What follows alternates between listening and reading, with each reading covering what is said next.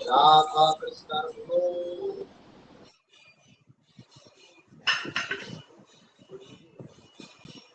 ओम सच्चिदानंद रूपाय गुरावे बुद्धि साक्षिणे श्री हनुमंताय वरिष्ठाय नमो अक्लिष्ट कर्मणे नमो विप्लवरेण्याय जन संघ हिताय च शुभो बुद्धि प्रदात्रे च तस्मै नित्यं नमो नमो हेमंताय नमस्तुभ्यं गुरावे दिव्य चक्षुषे प्रियाय प्राणनाथाय प्राणरामाय ते नमो नमो जस्य प्रसादात् भगवत् प्रसादो जस्य प्रसादात् न गति कुतोऽपि न्यायं स्तुवंस्तस्यो यशस्वी सन्तं वन्दे गुरः श्रीचरणारविन्दम् अवतापो प्रहर्तारं वाञ्छितार्थप्रवर्षिणम् आश्रयाञ्च सदां लोके निम्बार्कं प्रभुमाश्रये हंसो सनकादि चतुर्सनं विनाधरं श्रीनारदं निम्बादितं सदा वन्दे कोटिं कृत्य नमस्कृतम् वन्दे अहं श्रीगुरु श्रीयुतपदकमलं श्रीगुरून् वैष्णवांश्च श्रीरूपां साग्रजातं सहगण रघुनाथान्वितं तं सजीवं साद्वैतं सावधूतं परिजनसहितं कृष्ण चैतन्य देवं श्रीराधा कृष्ण पदं सहगण ललिता श्रीविशाखान्वितांश्च बर्हा वीरं नटवरवपु कर्णयो कर्णिकारं बिभ्राटभासो कनककपिशं वैजयन्ती च मालम् रन्ध्राद वेणुरदर सुदया पूरयन गोपवृन्दै वृन्दारण्यं सपदरमणं प्राविशद गीतो कीर्तिः अहो भोगिजं स्तनकालकूटं जिगांसया पाययत् अप्पसाद्धि लेभे गतिं धातृजितां तदोन्नाथ दयालु शरणं व्रजेम बर्हा पीराभिरामं मृगमद तिलकं कुण्डलाक्रान्तगण्डं पञ्चाक्षं कुम्भुकण्ठं स्मित सुभगमुखं साधरे न्यस्तवेणुं শ্যামং শান্তং রবিকর বসনং ভূষিতং পবৈরিণং সা বন্দে বৃন্দাবনস্থং যুবতী শতবৃতাং ব্রহ্ম গোপাল বেশাং বন্দে বৃন্দাবনম গুর কৃষ্ণ কমল লোচনম পীতাম্বর ঘনশ্যাম বনমালা বিভূষিতম শ্রীদাম দাম সুবল স্তোক কৃষ্ণার্জুন বৃতাং গোপী মণ্ডল মধ্যস্থম শ্রীরাধিকা প্রাণ বল্লভম জয়তি পরাশর সুনু সত্যবতী হৃদয়নন্দন ব্যাস যস্যাস্য কমল গলিতং পাংময় অমৃতাং জগৎ শিবতী সানুভাবম শ্রুতিসারমেকম আধ্যাত্ম দীপম অদিতিতীর্ষদাম তম অন্ধাং সংসারিণাম করুণয়াহ পুরাণ গুজ্জং তং ব্যাস সমুপয়ামি গুরুং মুনিনাম वाञ्छाकल्पतरुभ्यश्च कृपा सिन्धुभ्य एव च पतितानां पावनेभ्यो वैष्णवेभ्यो नमो नमः। ओम वृन्दावै तुलसीदेव्यै प्रियावै केशवस्य च कृष्ण भक्ति प्रदे देवी सत्यवत्यै नमो नमः। ब्रजे प्रसिद्धं नवनीत चौरं गोपाङ्गनानां च दुकूल चौरं पदाश्रितानां च समग्र चौरं चौराग्रगण्यं पुरुषं नमामि। नमामि राधापति पाद पल्लवं वदामि राधापति नाम निर्मलं भजामि राधापति तत्त्वं प्रियं करोमि राधापति सेवनां मुदा। श्रीमद्भागवतं नौमि अमल पुराणं शुभं जस्य श्रवण अध्ययन मात्रेण गोविन्दे लभते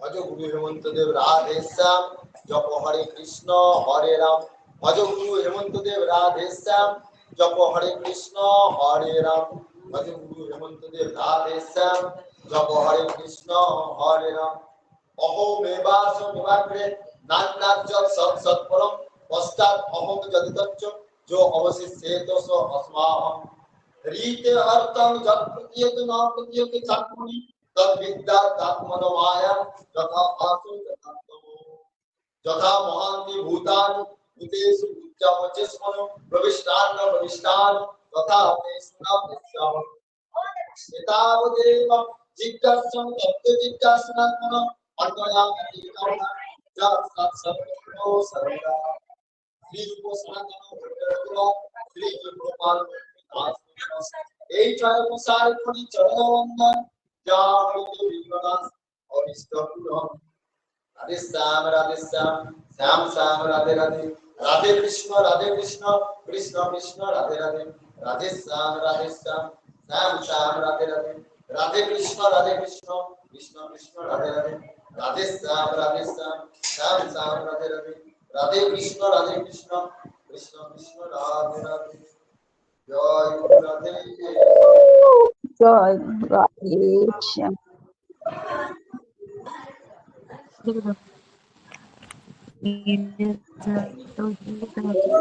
রাধে শ্যাম রাধে শ্যাম রাধে কৃষ্ণ রাধে রাধে শ্যাম রাধে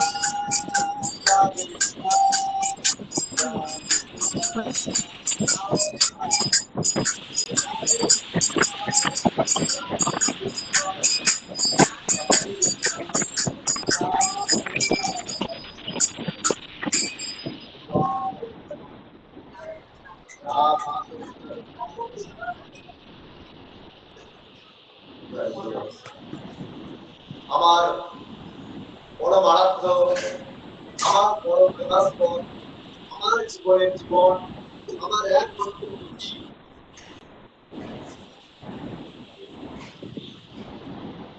যিনি অনন্ত গুণের আধার, অনন্ত রূপের আধার, অনন্ত লীলার আধার, অনন্ত মহিমার আধার, অনন্ত পূর্ণার আধার,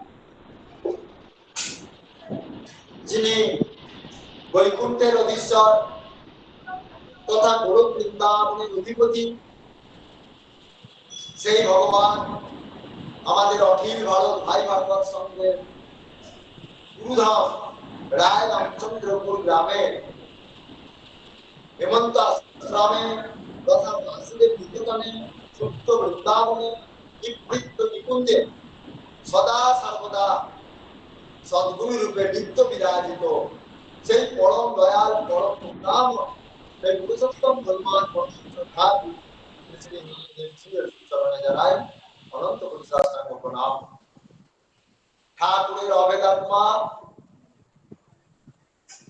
যুগল সরকার শ্রী শ্রী রাধা সর্বেশ্বর জীবের শ্রী চরণে জানাই অনন্ত কোটি সহস্রাঙ্গ প্রণাম। ঠাকুরের অবেদাত্মা যুগল কিশোর চরণে জানাই অনন্ত কোটি সহস্রাঙ্গ প্রণাম। ঠাকুরের অবেদাত্মা ভগবান ব্যাসদেব এবং তার সুযোগ্য পুত্র শ্রী সুখদেব গোস্বামীজির শ্রী চরণে জানাই অনন্ত কোটি সাষ্টাঙ্গ প্রণাম। ঠাকুরের অবেদাত্মা ভগবানের শ্রী বাংময় মূর্তি অমল পুরাণ শ্রীমদ্ ভাগবতম ভগবানের শ্রী চরণে জানাই অনন্ত কোটি সাষ্টাঙ্গ প্রণাম। ঠাকুরের অংশ সম্মত উপস্থিত সকল বৈষ্ণব ভক্তবৃন্দ তথা সকল বাবা মায়ের চরণে জানাই অনন্ত কোটি সাষ্টাঙ্গ প্রণাম। আমাদের অন্য দিনের ন্যায় পুরুষোত্তম মাসে আমরা আজ যে ভাগবতের কথা আস্বাদন করছি সেটি আমাদের বিশেষ করে এই পুরুষোত্তম মাসে মনের ময়লা গোছানোর পালা। আমি বারবার এই গুরুদেবের বাণীটি আমার বলতে ইচ্ছা করছে। হ্যাঁ, এই মাসে হচ্ছে আমাদের একটি বিশেষ সুযোগ, তাই মনের ময়লা গোছানোর পালা হচ্ছে এই ভাগবত আস্বাদন। হ্যাঁ, তাই আমাদের সেই ভাগবত কথা আমরা যেন শ্রদ্ধা এবং নিষ্ঠার সহিত শ্রবণ করতে পারি, এটাই আমাদের গুরু গোবিন্দের কাছে প্রার্থনা। আর তার জন্য দিন নিজের ইচ্ছা মতো কাটালে এক পাতা লেখা দিয়েছি, সেই লেখাটা হচ্ছে না প্রার্থনা তেমনি আমাদের কিছু এইটুকু করেই ছুটিয়ে তোমার ওয়ান পেজ হয়ে গেল। এই ভাগবত কথা যেন আমরা সকলেই করো না, সময় নষ্ট করো না বাবা। আমরা শ্রদ্ধা বিশ্বাসের না ফোনে মাইক্রোফোনটা অফ করুন। ম্যাথ বাকি আছে। আমরা সেই ভগবানের পাবন চরিত্রের কথা অফ করে দাও। ভগবানেরই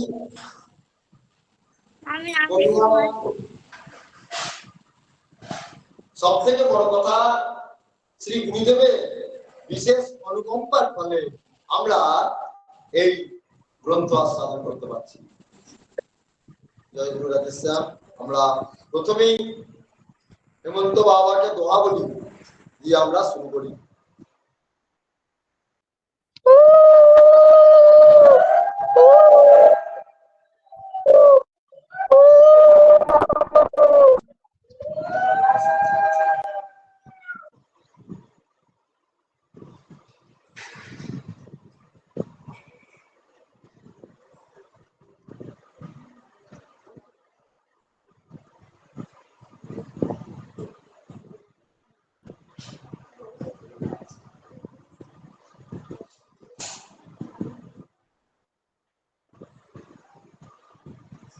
একটি দোহাতে गुरु भगवान लिखছেন, বলছেন भजन का कुछ फल नहीं,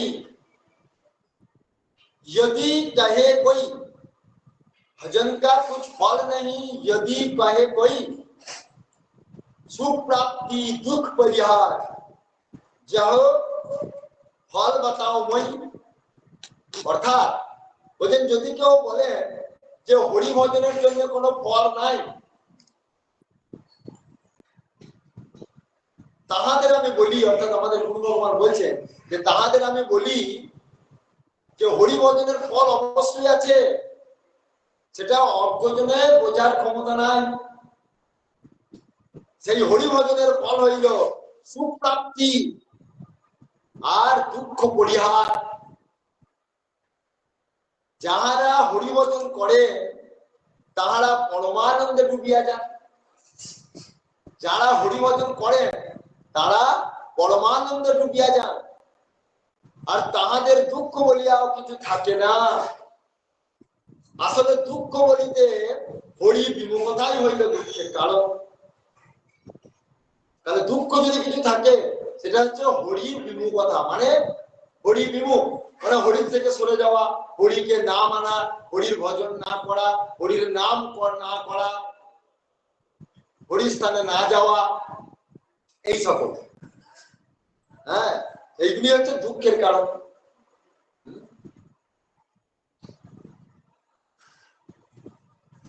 তারপরে দোয়াটা কি বলছেন, बिनु हरि कृपा सज्जन की कभी दर्शन न कोई, जब सज्जन मिल जाए तब हरि परस भाई। वचन बिनु हरि कृपा सज्जन की कभी दर्शन ना होई। বলছেন যে হরির কৃপা ছাড়া কখনো সজ্জন ব্যক্তিদের দর্শন হয় না। जब सज्जन मिल जाए तब हरि परस भाई। আর যেদিনে হরির দয়াতে সজ্জন সাধুজন বা সৎ ব্যক্তি মিলে যায় তখন আমাদের হরির পরশ পায়। হ্যাঁ, সেটাই কিন্তু বলছে যে হরি কৃপা ব্যতীত সজ্জনদের দর্শন লাভ হয় না। যখন সজ্জনদের সমাগম ঘটে তখন যেন শ্রী হরি ঋষি, তখন শ্রী হরিরই পরশ লাভ হয়। অর্থাৎ ভক্ত ভগবানে কি কোনো পার্থক্য থাকিতে পারে? হ্যাঁ, ভক্ত ভগবানের কোনো পার্থক্য নেই, কারণ হরির কৃপাতেই ভগবান মেলে, আবার ভক্তের কৃপাতেই, হরির কৃপাতেই সাধু মেলে বা ভক্ত মেলে, আবার ভক্তের কৃপাতে ভগবান মেলে। তাই একে অপরে পরিপূরক।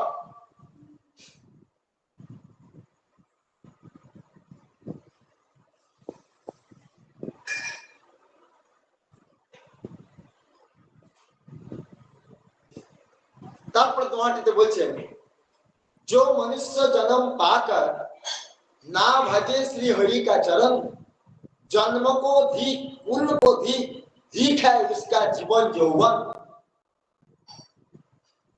মর্মার্থ হলো এই, যিনি দুর্লভ মনুষ্য জন্ম পাইয়া, এই এত কষ্ট করে মানুষ জন্ম পেয়ে যদি শ্রী গুরুর চরণ শ্রী হরির চরণ ভজনা না করেন, তাহাদের জন্মকে ধিক, তাহাদের কুলকে ধিক, তাহাদের জীবন ও যৌবনকে ধিক।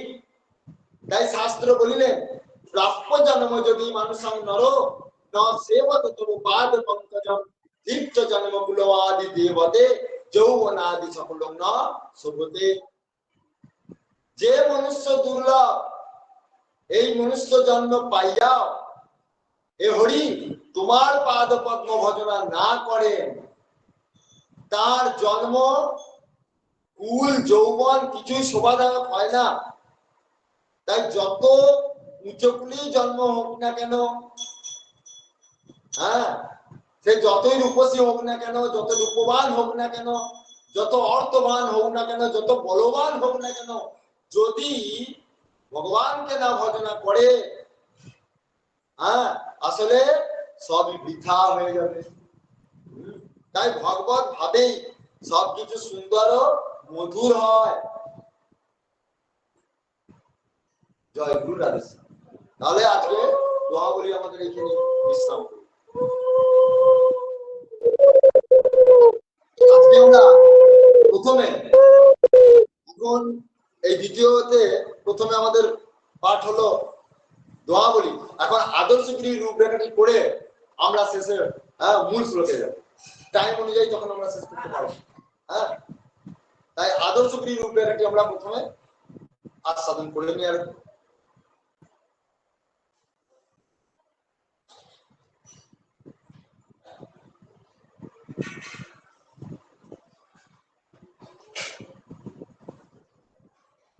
আজকে হচ্ছে 14 নম্বর প্রবন্ধটি আমরা পাঠ করছি, আদর্শ গৃহীর রূপরেখা। বলছেন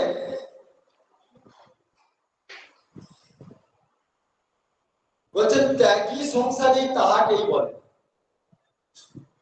ত্যাগী সংসারী তাহাকেই বলে যেখানে আমার ভাবটি ত্যাগ করিয়া সংসারের প্রত্যেকটি বস্তু শ্রী ভগবানে অর্পণ করিয়া সংসার করা হয়। বুঝে গেল? যেখানে আমার ভাবটি ত্যাগ করিয়া ভগবানের সবকিছু অর্পণ করে সংসার নির্বাহ করা হয় তাকে বলা হয় ত্যাগী সংসারী বা আদর্শ গৃহী। ভগবানের সংসার আমার নয়, এই ভাব লইয়া সংসার করিলে আদর্শ সংসারী হওয়া যায়। ভগবানের সংসার আমার নয়, এই ভাবটি নিয়ে সংসার করলে আদর্শ হওয়া যায়। সাংসারিক বস্তুতে আস্থা থাকিলে প্রকৃত সুখ পাওয়া যায় না। বলছেন সাংসারিক বস্তুতে যদি আস্থা থাকে তাহলে প্রকৃত সুখ পাওয়া যায় না। সাংসারিক বস্তুর আসক্তি থেকেই প্রকৃত সুখ পাওয়া যায়। এইবার গুরুত্ব দেব, কত সুন্দর কথা লাগবে। বলছে আমরা ছবিকেই ভালোবাসি। খুব মন দিয়ে শুনতে হবে, নাহলে এখানটা বেশ উপর উপর ভাষা হবে, উপর উপর শুনলে কিছু বোঝাই যাবে না। দেখুন বলছেন আমরা ছবিকে ভালোবাসি, কিন্তু যাহার ছবি তাহাকে ভালোবাসি না। বোঝা গেল কিছু? বোঝা গেল? এর পরে বারে কি বলছেন দেখি বুঝতে। বলছেন আমরা ছবিকেই ভালোবাসি, কিন্তু যাহার ছবি তাহাকে ভালোবাসি না। সংসারের পুত্র কন্যা পরিবার বর্গ সবই তো ছবির প্রতিমা। বুঝা গেল? কে বলছেন কথাটি? কে বলছেন? আমাদের গুরুদেব বলছেন। গুরুদেব বলছেন, আমাদের গুরু ভগবান বলছেন। বলছেন যে ছবি কারা? এই সংসারে পুত্র কন্যা স্বামী স্ত্রী সমস্ত আত্মীয় স্বজন পরিবার বর্গ এ সবই হচ্ছে ছবি বা প্রতিমা। আমরা এই প্রতিমা বা ছবি পূজা করি বা কদর করি, কিন্তু যাহার ছবি বা এই সংসারের মানচিত্র যাহার প্রতিরূপ তাহাকে অর্থাৎ সেই ভগবানকে পূজা করি না। কত বড় গুরুত্বপূর্ণ কথা বলি নাকি? মানে একটা ফটোকে পুজো করা আর সাক্ষাৎ যার ফটো তাকে পুজো করা তো একটা তরিকমত আছে। তাহলে আমরা সেই মূল বস্তুকে না ভজনা করে তার ফটোটাকে বেশি গুরুত্ব, তাই না? সেই রকম বলছেন যে এই সংসার যিনি রচনা করেছেন, এই সংসারের সব এই সংসারটা যেখান থেকে এসেছে সেই ভগবান। তাই এই পুত্র পরিবার কন্যা এই যে ছবি, এই ছবির অরিজিনাল যে রূপ সেটি হচ্ছে ভগবান। তাহলে আমরা ছবিকে বেশি গুরুত্ব দিচ্ছি, কিন্তু ভগবানকে আমরা কম গুরুত্ব দিচ্ছি। এটাই গুরুদেব লিখছেন আর কি বলছেন। তাই তাহার ছবি অর্থাৎ তোমার আশ্রিত প্রতিটি জীবের প্রতি তুমি যদি সদ্ব্যবহার বা যথোচিত শ্রদ্ধা আদি দান না করো তবে তিনি সংসারের দুঃখ জ্বালা দিয়া সেই ছবি কাড়িয়া লইবে। চিন্তা করতে পারছি কত বড় কথা। গুরুদেব বলছে যদি তোমরা সেই ছবি যার ছবি তাকে যদি তোমরা কদর না দাও, তা পরিণামে কি হবে না, যার ছবি সেই ছবিকে কাড়িয়ে দেবে, তখন আমাদের হাহাকারি সার হবে। কত বড় গুরুত্বপূর্ণ কথা হবে। মানে গুরুদেব এইসব কথাগুলো লিখে আমাদের তত্ত্বজ্ঞানী করতে চাইছে। উনি যে তত্ত্বটি, যেমন এরকম উদাহরণ কোথাও পেয়েছেন বলুন তো? আমার কাছে এত সুন্দর উদাহরণ গুরুদেব যেন স্পষ্ট করে একদম কত সহজ ভাষা বলে দিয়েছেন দেখুন। হ্যাঁ, তাই বলছে, তাই ভাগবত জ্ঞান চাই। হ্যাঁ, তাহাতেই হয় সংসার সুখের।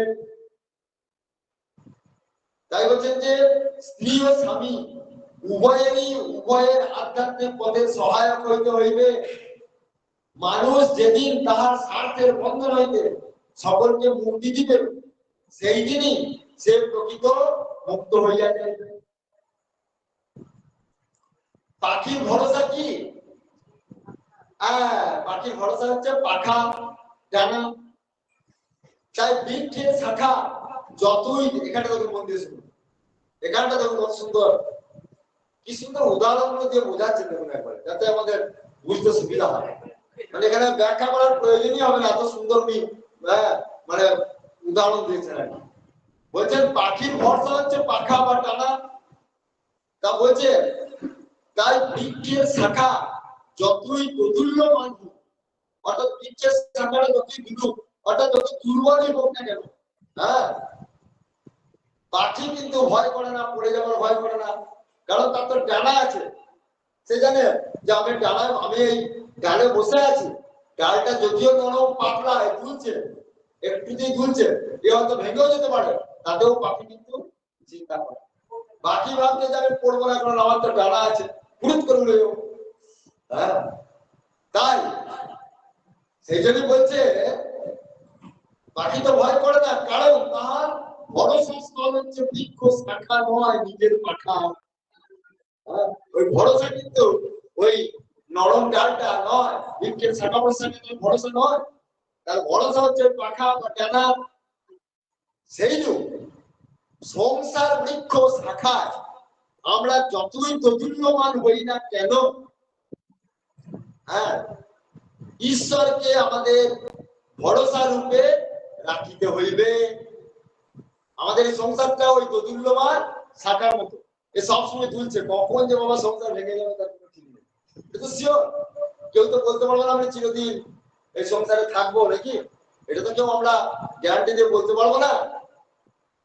এটাও গ্যারান্টি দিয়ে বলা যাবে না যে রাতটাও পার হবে কিনা। সব সময় দুলছে এই সংসার, যেন দুলছে একবারে।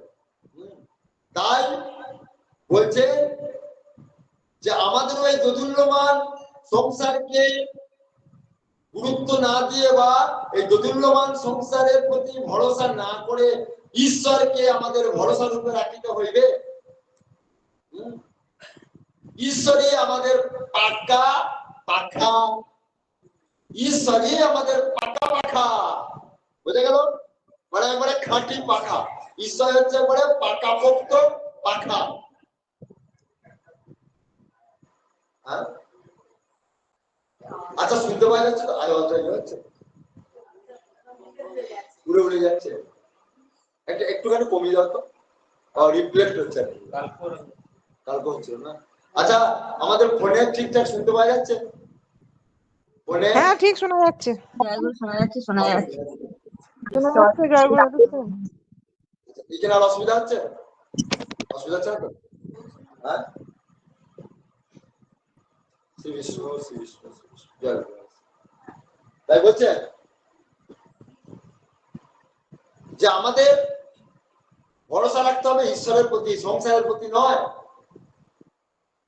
এইবারে আবার একটি উদাহরণ দিচ্ছেন দেখুন, আবার একটি উদাহরণ দিচ্ছেন। বলছেন অস্ত্র, এই যে অস্ত্র হয়, অস্ত্র দিয়া যেমন শত্রু সংহার হয়, অস্ত্র দিয়া শত্রুকে মারা হয়, আবার আত্মহত্যাও করা হয়, নিজেকে হত্যাও করা হয়। হ্যাঁ, আবার ব্যবহারিক কর্তনাদি কার্য চলে, বিভিন্ন ঘরের কাজ, গাছ কাটা, হ্যাঁ, বা আরো কিছু কিছু সবজি বোনা, এসব আমান্য, এসব কাজের ব্যবস্থা হয়, অর্থ ব্যবহার হয়, ফল আমান্য হয়, সবজি আমান্য হয়, এসব অনেক কিছু হয়। তাহাতে অস্ত্রের কিন্তু কিছু যায় আসে না, অস্ত্রের এতে কিছু যায় আসে না। অস্ত্র যে ব্যবহার করে, এই অস্ত্রকে যে ব্যবহার করে তাহার উপরই সব বর্তায়। এখন অস্ত্রটাকে কি কাজে ব্যবহার করবে, সেটা যে ব্যবহার করবে তারই উপরে সেই ফলটা প্রয়োগ হবে। সেই যুগ সংসারে থাকিয়া সাংসারিক বস্তু লইয়া কেহ মায়ায় মজিয়া থাকে। চিন্তা করুন, সংসারিক বলছেন যে সেই যুগ সংসারে থাকিয়া সাংসারিক বস্তু লইয়া কেহ মায়ায় মজিয়া থাকে, আবার কেহ মায়াতীত দিব্য ভাব লাভ করে। সবই খেলোয়াড়ের উপর নির্ভর করে। বুঝা গেল? এই মায়াকে নিয়ে যারা খেলছে, অস্ত্রকে নিয়ে যারা খেলে তাদের উপর নির্ভর করে।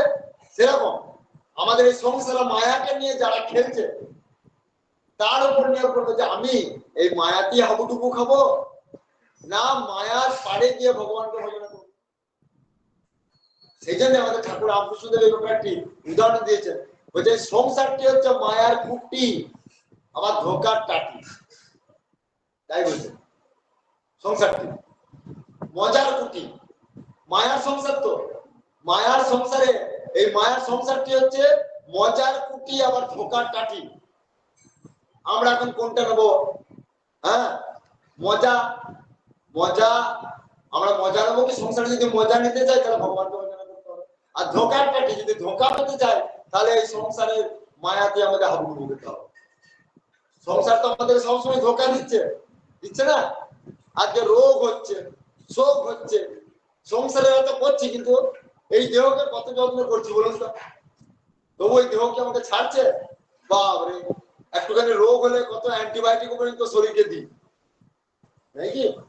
তারপরে ধরুন এই শরীরকে রক্ষা করবার জন্য প্রেসারের, এখন তো এক একটা আমাদের রোগ শরীরকে আক্রমণ করছে, প্রেসার, সুগার, আর কি, হ্যাঁ, থাইরয়েড, সব রকমের একবারে জরাজীর্ণ করে দিচ্ছে শরীরকে। তো সেই জন্য কোলেস্ট্রল, ওই অনেক রকম আর কি। তাতেও কি করছি? ওষুধের ছাড়া নেই, ডাক্তারকে দক্ষিণা দিচ্ছি। দক্ষিণা দিলে কি হবে? কি জন্য? শরীরের জন্য। সব কিছু শরীরের জন্য। বড় বড় ভালো ভালো ভিটামিন খাচ্ছি, নাকি? বাজারে আজকে এই অমুক কোম্পানি তমুক কোম্পানি সবাই অ্যাড করছে যে শরীর স্বাস্থ্য ভালো থাকবে। যত শরীরকে ভালো রাখতে চাইছে, শরীর কিন্তু আমাদেরকে ধোঁকা দিচ্ছে। ওই যখনই ওষুধটা খাচ্ছে সাময়িক ভালো থাকছে, ওষুধ খেলে কি হবে? একটা দিক খাচ্ছে, আবার আর একটাকে 12টা বাজে, নাকি? তাহলে এগুলো কিন্তু কারণই নয়, এগুলো সব প্রপঞ্চ, এই জগৎ মানে সংসারের মায়া। ওই মায়া আমাদের এই সংসারকে গ্রাস করছে। এই সংসার মায়াটা, ওই শরীরটাও মায়া, শরীরটাও মায়া, মায়া নয়, শরীরটাও মায়া। হ্যাঁ, সবকিছু এই জগতে যা কিছু আমরা ব্যবহার করছি, এই দুই চোখ বলে যা কিছু দেখছি আমরা ভগবান ছাড়া, হ্যাঁ, সবই মায়া। তাই এই সংসার আমাদেরকে সর্বদাই ধোঁকা দিচ্ছে। সেই জন্য আমরা সেই মজা যদি নিতে চাই তাহলে কি করতে হবে? ভগবানকে ভজনা করতে হবে। তাই বলছেন যে সেই সংসারে থাকিয়া সাংসারিক বস্তু লইয়া কেহ মায়ায় মজিয়া থাকে, আবার কেউ মায়াতি দিব্য ভাব লাভ করে। সবই খেলোয়াড়ের উপর নির্ভর করে। আদর্শ সংসারের ক্ষেত্রেও তাই। উচ্চ ভাবনা, উচ্চ বাসনায় মানুষকে আদর্শত্বে পরিণত করে। স্বাভাবিক। দেখবেন আপনি যে জিনিসটা সবসময় চিন্তা ভাবনা করবেন সেটাই আপনার ইফেক্ট হবে, সেটাই আপনার প্রতিফলন হবে। যে জিনিসটা আপনি যদি সবসময় নিম্ন চিন্তা করেন তাহলে কিন্তু মন আমরা সবসময় নিম্নগামী হবে। আর যদি সবসময় ঊর্ধ্বগামী হয় মনকে, আপনি সবসময় যদি ভাবেন কি করে আমার ভগবানকে ভালো করা যায়, কি করে ভগবানকে পাওয়া যায়, কি করে ভগবানের সেবায় যুক্ত হওয়া যায়, যদি সর্বদাই দিনরাত যদি এই চিন্তা করা যায়, তাহলে দেখবেন মন সবসময় ঈশ্বরে দেখবেন এক একটা, আপনি দেখবেন তখন ঘুম থেকে ঘুমাচ্ছেন তখন স্বপ্নে দেখছেন, স্বপ্নেও দেখছেন ওই রকম যে আমি ভগবানের জন্য চেষ্টা করছি, শাস্ত্রের কথা বলছে। আর যদি আমি নিকৃষ্ট, কি করে আমার আরো দুটো বাড়ি করব, কি করে আমার দুটো আরো গাড়ি হবে, কি করে আমার আরো অর্থ আসবে, যদি এই যদি সবসময় যদি চিন্তা করি, তাহলে ওইটাই পেয়ে বসবে। আর এইটার ফল কি হবে? হিংসা, স্বার্থপরতা, এইগুলি সব আমাদেরকে গ্রাস করবে না, স্বাভাবিক করবেই একবারে।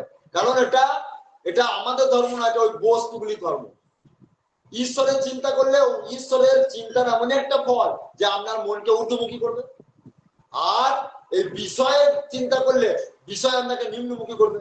এটা আমাদের কৃতিত্ব নয়, ওই ওই বস্তুগুলি, ঈশ্বরই হোক আর এই সাংসারিক বস্তুই হোক, হ্যাঁ, তাদেরই প্রভাবে এগুলি আমাদের হবে। তাই আমরা ঈশ্বরের ভাবনা গ্রহণ করবো না বিষয়ের ভাবনা গ্রহণ করবো, সেটা আমাদের কাছে ডিপেন্ড করছে, তাই না? তাই উচ্চ বাসনায় মানুষকে আদর্শত্বে পরিণত করে। আমরা যেমন আমাদের অঙ্গ প্রত্যঙ্গগুলিকে বলছেন, আমরা যেমন আমাদের অঙ্গ প্রত্যঙ্গগুলিকে শরীরে, হ্যাঁ, অঙ্গ প্রত্যঙ্গগুলিকে রাখিয়া শুধুমাত্র দেহটিকে লইয়া কোথাও যাইতে পারি না। পারি কি? পারি না। দেখুন এই একটা ছোট্ট প্রবন্ধের মধ্যে গুরুদেব কত রকমের উদাহরণ দিয়েছেন বলুন তো, নাকি? হ্যাঁ, বলছেন আমরা যেমন আমাদের অঙ্গ প্রত্যঙ্গগুলি শরীরে, হ্যাঁ, রাখিয়া শুধুমাত্র দেহটিকে লইয়া কোথাও যাইতে পারি না, অর্থাৎ অঙ্গ প্রত্যঙ্গ সবকিছু নিয়েই আমাদের এই দেহ। তাই এই দেহ, হ্যাঁ, অঙ্গ প্রত্যঙ্গকে নিয়ে যেখানেই যাই না কেন বয়ে নিয়ে যেতে হবে। হ্যাঁ, সেইরূপ সংসারের অঙ্গ প্রত্যঙ্গ সদৃশ এই সংসারের সেরকম অঙ্গ প্রত্যঙ্গ কারা? স্ত্রী, স্বামী, পুত্র, পরিবার বর্গকে ত্যাগ করিয়া কোনো একটা উত্তম কিছু করা যায় না। আমাদের শরীরের অঙ্গ প্রত্যঙ্গ গুলি নিয়ে সব জায়গায় যেতে হয়, সেরকম আমাদের, হ্যাঁ, এই সংসারেও অঙ্গ প্রত্যঙ্গ স্বরূপ স্ত্রী, পুত্র, পরিবার এই সব কিছুকে ত্যাগ করিয়া কোনো একটা উত্তম কিছু করা যায় না। এগুলিকে ত্যাগ করে কিছু করা যায় কি? এগুলিকে নিয়ে। কারণ ত্যাগ করবেন কি করে? আপনি তো সংসারের বাইরে নাই, সংসারের মধ্যেই আপনাকে অবস্থান করতে হচ্ছে। যাহারা নিজের অঙ্গ প্রত্যঙ্গ গুলির সহিত ওই বলছে ঐকাত্মকতা, হ্যাঁ, যাদের নাই, সেই বিশ্বের সহিত কখনোই একাত্মবোধ জাগাইতে পারে না। বোঝা গেল? হ্যাঁ, তাই বলছেন যে মানে অঙ্গ প্রত্যঙ্গ যেমন আমাদের ছাড়া যায় না, সেরকম এই সংসারটাকেও আমরা ছাড়তে পারি না। সংসারকে ছেড়ে আপনি কোথায় যাবেন? এই গোটা জগৎটাই তো সংসার, গোটা জগৎটাই সংসার। আপনি হয়তো ঘরটাকে ত্যাগ করলাম, আত্মীয় স্বজনকে ত্যাগ করলাম, এখন আপনি বনে গিয়েও বা অন্য কোথাও গিয়েও আমি যদি ঘরের চিন্তা করি, তাহলে তো সেই সংসারকে আঁকড়ে ধরে থাকা হলো, নাকি? আবার আপনি এক জায়গা থেকে যখন অন্য জায়গায় যাবেন, তখন আর একটা সংসার ছেড়ে আর একটা সংসারকে গ্রহণ করছেন, তাই না? সেরকম বলছে সংসারকে ত্যাগ করিয়া কোনো কিছু হয় না। তাই ত্যাগ অর্থ এই নয় যে সবকিছু পরিত্যাগ করা, বুঝতে পারা যাচ্ছে তো? বলছে ত্যাগ অর্থটা এই নয় যে সবকিছু ছেড়ে দেওয়া বা পরিত্যাগ করা। কেবল বস্তু পরিত্যাগ করিলেই ত্যাগ হয়।